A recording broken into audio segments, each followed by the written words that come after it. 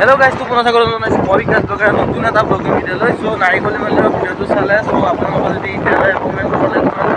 এতিয়া মই আছো আমাৰ ঘৰৰ ওচৰতে থকা এটা মন্দিৰত যিটো মন্দিৰত আজি মানে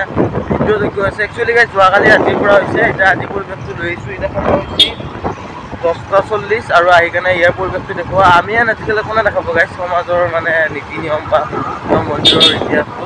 আৰু ইফালে পুৰা মেলা টাইপ হৈ আছে গাইস পুৰা মেলা টাইপ হৈ আছে গাইস বৰ্তমান আহি পালো শিলগুটি মন্দিৰ যেটো আমাৰ ঘৰৰ ওচৰতে আছে আৰু ইয়াতে যেটো ভিডিঅ আছে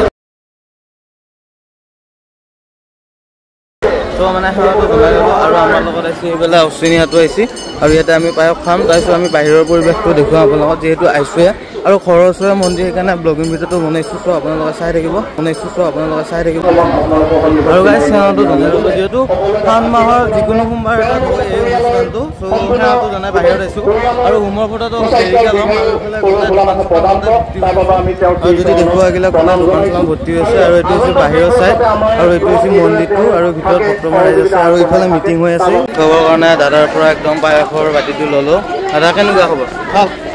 মজা আইতা বহুত এটা আমি লম গৰম না গৰম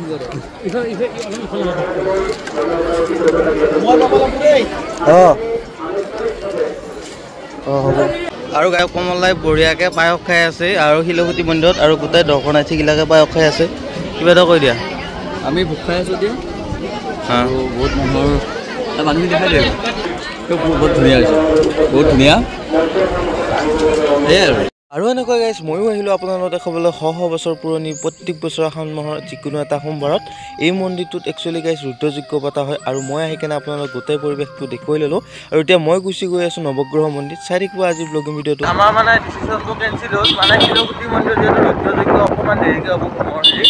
তো ভাবিলোঁ অকণমান নৱগ্ৰহ মন্দিৰৰ পৰা আহোঁ আৰু আহি পালোঁ আমাৰ ইছলামপুৰ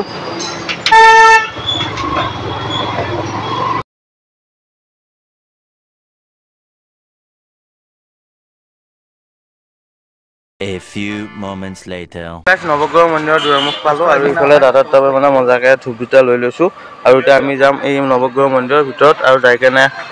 সেৱাটো জনাম দাদাৰ পৰা ধূপটো লৈ ললো দাদা কোনটো সময়ত আহিছিল ঘৰৰ পৰা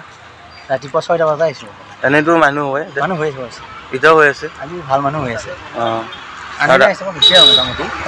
দাদা ঘৰ মোৰ ঘৰ এটা ওচৰতে আৰু দাদাই মজাকে বেছি আছে আৰু দাদাৰ পৰা ললো আৰু মানে এনেকুৱা হেৰি পে ল'ব লাগে যাতে দাদাও কিবা এটা পইচা পাক আৰু আমিও মানে হেৰি কৰোঁ দাদাকে খাই হৈছোঁ আৰু লোক পাই আছোঁ নৱগ্ৰহ মন্দিৰৰ ভিতৰত তো চাই থাকিব আজি এই ভিডিঅ'টো আৰু আকৌ এবাৰ কৈছোঁ নাৰিকলি মন্দিৰৰ যদি ভিডিঅ'টো চোৱা নাই এতিয়া যাই কেনে চাওক চাই কেনে এটা কমেণ্ট কৰক ভাল লাগিব অলপ তামোল খাই আছোঁ দেই গাইছ বেয়া নক'ব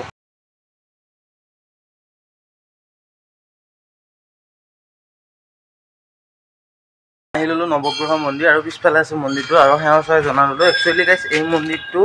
মংগলদৈটো টঙলা ৰোডত আছে মানে চপাই চক পাৰ হৈ কেনে আৰু আৰ্মি কেম্পটো নাপাওঁতে চ' আপোনালোকে আহিব যদি আপোনালোকৰ গড়ৰ বা কিবা কিবি প্ৰব্লেম আছে ত' ইয়াতে আহি কেনে সেৱা চেৱা জনাই যাব এতিয়া আমি যাম ইয়াৰ পৰা আমাৰ ৰুদ্ৰযজ্ঞত আৰু এই পিছফালেতো ইগন'ৰ কৰিব দেই আৰু মানে আমি ৰুদ্ৰযজ্ঞত যাই আপোনালোকক লগ পাম আৰু এইখন হৈছে ফিল্ডখন সেইফালে কমল দা আছে সেৱা চেৱা কৰি ল'লা বহুত ধুনীয়া শাওনৰ লাষ্ট সোমবাৰ হয় নহয়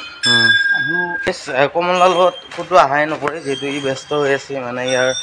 আহি ভাল লাগিল স্পকেন ইংলিছৰ ক্লাছ এটা খুলিছে যদি আপোনালোকৰ ইণ্টাৰেষ্টেড মানে মোক কমেণ্ট কৰিব মই নাম্বাৰটো দি দিম আৰু এইফালে প্ৰমোশ্যন নহয় দেই গাইছ জাষ্ট আহিব আমাৰ স্পকেন ইংলিছৰ চেণ্টাৰলৈ আউলা চুকাত আছে আৰু যোগাযোগ কৰিব আমি ইতিমধ্যে বেটছ চলাই আছোঁ 2টা বেটছ ক্লাছ 1ৰ পৰা ক্লাছ 9লৈ যদি আপোনালোক ইচ্ছুক তেতিয়াহ'লে আহিব পাৰিব প্ৰমোশ্যন নহয় দেই গাইছ কিন্তু পিছফালে আছে নৱগ্ৰহ মন্দিৰটো আমি এতিয়া যাম আমি ইয়াৰ পৰা যাওঁ যাই কেনে চপাইত যাম যাই কেনে আকৌ ৰুদ্ৰযজ্ঞত যাম এইফালে এইটো হৈছে জ্যোতি কেন্দ্ৰ